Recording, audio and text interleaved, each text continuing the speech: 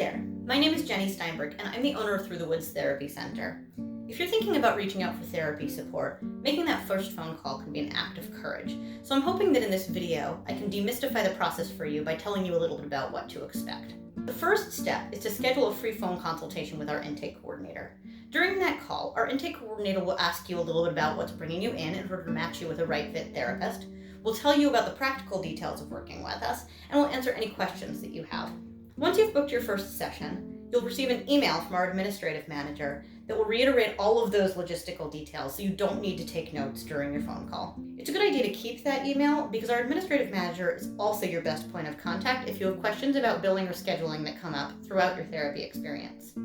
When it's time for your first session, if it's an in-person session, you'll come to our office. If it's an online session or a teletherapy session, then you'll log in. At your first session, your therapist will spend about 15 minutes talking about their approach to therapy, our office policies, confidentiality, and a few other things.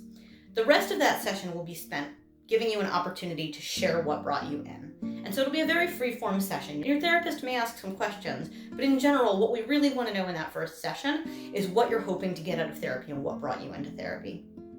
When you come in for your second session, your therapist is going to work on helping you set some goals. And so you'll sit down with your therapist and it will be a very directive session. Your therapist will ask you a lot of questions aimed at helping you create a list of goals that are based on what you're hoping to achieve in therapy, not our agenda. With the hope that when you leave at the end of that second session, you'll have a very clear idea of what you'd like to get out of therapy.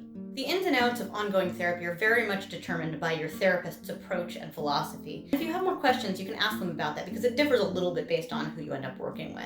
I hope that this was helpful, and if you enjoyed this video, please subscribe to our YouTube channel, and I look forward to seeing you again soon. Take care.